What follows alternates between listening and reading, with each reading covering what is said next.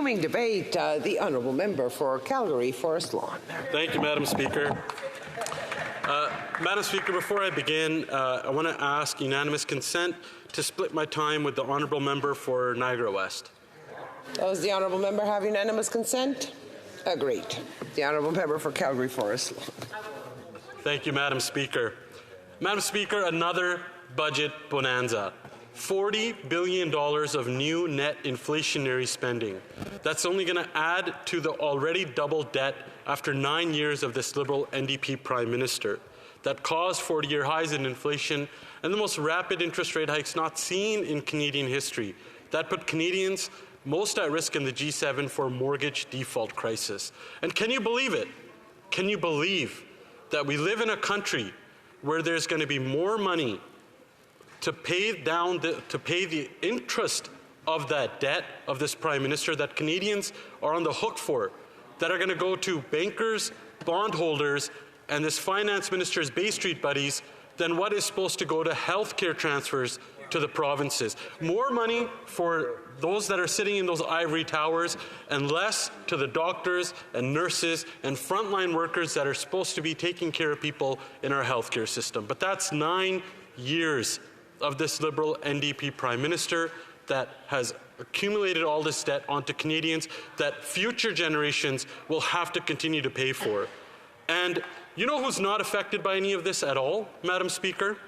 It's the Prime Minister's trust fund friends and those Liberal connected insiders that get the cushy contracts and whose assets get inflated as this Prime Minister caused a 40-year high inflation crisis that we haven't seen in 40 years.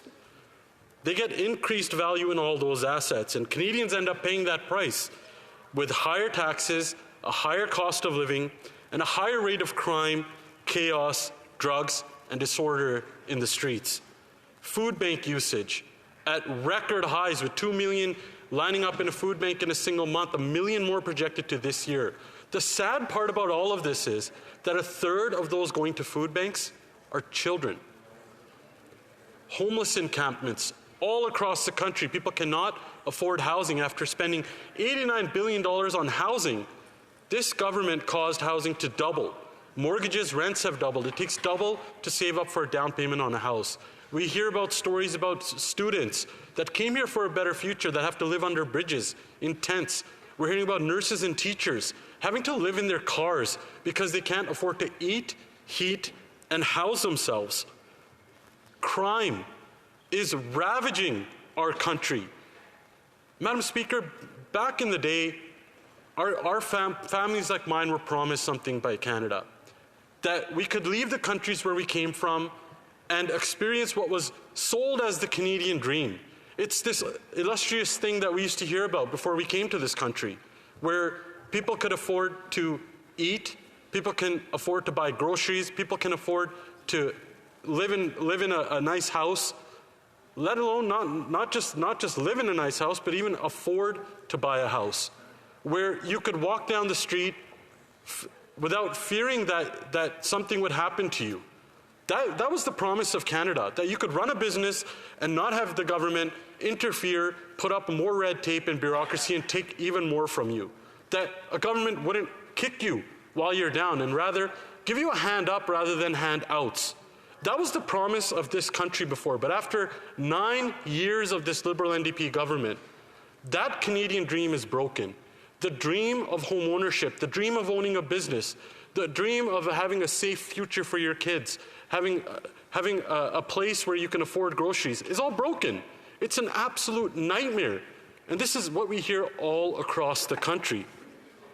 This budget did nothing more than give this Liberal NDP government more photo op opportunities to travel the country on taxpayers' dime and to take photos beside already projects that are already under construction and take credit for them.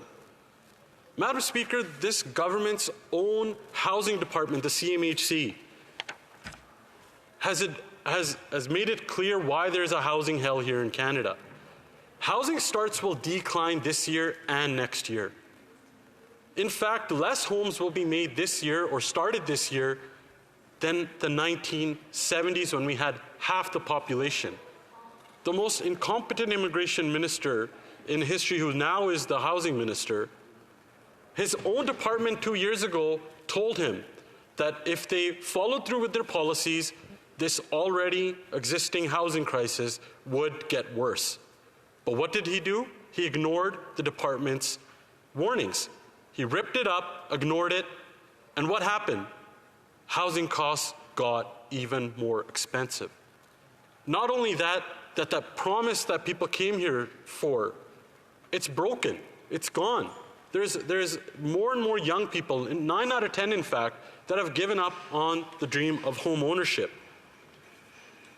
There needs to be 5 million more homes built in this country than what's already projected to be built. But it's because of this government's gatekeeping that houses are not being built. I used to be a home builder before this political life, Madam Speaker. And I don't know any tradesperson or builder that says, we want more government interference. We want more government red tape and bureaucracy. We want the government to take more from us and give Canadians a lot less. In fact, in a free market, we should let the market decide what kind of homes need to be built, and let builders build, let buyers buy. It's these high interest rates that this government caused, the most rapid that we haven't seen in Canadian history, to fight the inflation the government created, that is keeping builders from building, developers from developing, and buyers from buying. This is the crisis after 9 years of this Liberal NDP government's failed policies. Household debt is the most in the G7, the most we've ever seen. And this is from a government that brags about their photo op slush fund, that they've spent $89 billion to create this crisis that we see here in Canada. There's another emerging crisis here, Madam Speaker, and that is the productivity crisis that we're seeing in Canada. In fact, it was a big deal. It is a stark warning by the Bank of Canada's Deputy Governor, Carolyn Rogers, who said productivity in this country is at break-glass crisis. Wow. It is a big deal when the Bank of Canada is saying that. I see that as, if they're saying it's raining, there's probably a big storm brewing that is going to hit Canadians. And Canadians are going to get hit with this, with 6 consecutive GDP per capita decline. We see less growth in our economy per person, or success per person, or what we call GDP per capita, than what was in 2017. Because after 9 years of making billions of dollars run away from our economy, not having any new investment come in, not letting projects get built, this is the result, that Canadians are poorer than they've ever been before. But Madam Speaker, let me be clear. Canada wasn't like this before this Liberal NDP Prime Minister, and it won't be like that after he's gone. Because under a common sense Conservative government led by our Conservative leader, we will bring the Canadian dream, the Canadian hope back to this country. That if you work hard, you will be able to see a better future for yourself, your kids, and future generations. And how are we going to do that? Well, we're going to get some of the large-scale projects, like we're going to greenlight green projects and stop getting in the way of our resource sector so that we can get more powerful paychecks for our people and not give more dollars for dictators abroad. We recently saw Japan, Greece, and other countries, Japan, come here for our LNG. And the Prime Minister said there's no business case. Well, under such a radical, ideological, obsessed government with the carbon tax, of course there's no business case, but we will bring Canada back on the world stage with our low carbon, responsible, clean energy sector, and we're gonna axe the tax. Madam Speaker, we're gonna bring in 4 things, very, very simple. A common sense Conservative government will axe the tax to bring down the cost of gas, groceries, and home heating. We're going to build the homes by requiring municipalities to increase their permitting by 15% to get more supply into the market. We're going to fix the budget. You know, we all know now that budgets don't balance themselves, but what we're going to do is we're going to bring a dollar for dollar law to cap government spending so that interest rates, inflation can come down and Canadians can stay in their homes. And Madam Speaker, we're going to stop the crime. We're going to bring in jail and not bail policies and help those that need treatment to get back on their feet so that we can help our brothers and sisters recover from addictions and make sure that we have safer streets in this country once again. We're going to bring home the Canadian dream, Madam Speaker. Thank you. Questions and comments. The Honourable Parliamentary Secretary to the Minister of Housing. Thank you very much, Madam Speaker. And I want to congratulate the honourable member on the other side. I think he hit every single one of his Conservative slogans that he was required to hit by the whip. So, yeah, that's good applause. Nothing was really said, Madam Speaker, but all the slogans were hit. And I've asked a number of members about this, and the honourable member brought it up, that cutting the price on pollution, he says, will reduce the price of groceries. But we look to the United States, which doesn't have a national price on pollution, and grocery prices have increased at the same rate as they have in Canada. So I was wondering if the honourable member can explain why that's happening in the United States without a national price on pollution, and isn't it truly just a misleading fact that cutting the price on pollution will have an impact on groceries, like he's saying?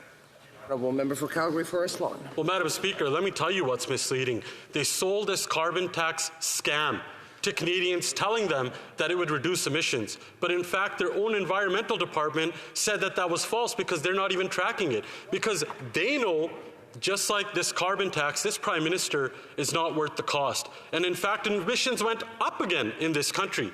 They also sold this scam by saying that more Canadians would get back in these phony rebates and what they pay into it. But their own parliamentary budgeting officer proved that wrong when he said multiple times that a majority of households will pay more into this scam than what they get back in these phony rebates. We will not take any lessons from this government. We're going to greenlight green projects and actually bring down emissions while keeping more money in Canadians' pockets.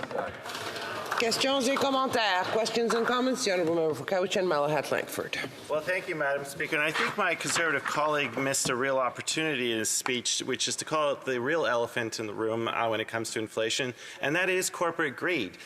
We know, they like to go on and on about the carbon tax, but conveniently ignoring that since 2019, oil and gas companies have seen their net profits go up by over 1,000%. The grocery retailers have seen their profit margins double, their net profits double. If you look at our farmers, their input costs have gone up. That's why farm debt has gone up so much over the last 20 years, and that's why consumers, the other end, are getting screwed. So through you, Madam Speaker, when are the Conservatives going to get actually serious about calling out the corporate greed, or are they going to be like the Liberals and continue the deference that we've seen over the last 40 years through successive Liberal and Conservative governments?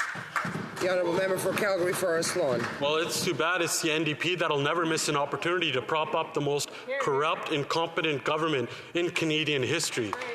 They're literally the reason why there isn't enough competition in this country. They're literally the reason why that Canadians are going into food banks. They've propped up and supported this NDP Liberal Prime Minister, all for the greed of their leaders' pension. They need to put that aside and think about the suffering that they're helping cause on Canadians by teaming up with this Liberal NDP Prime Minister. It's time to step out of the way. Why doesn't he do the right thing? Stop propping them up. Let's go to a carbon tax election and let Canadians decide whether they want to keep this carbon tax scam or not. Questions et commentaires. L'honorable député. The Honourable Member for Terrasse de Blainville.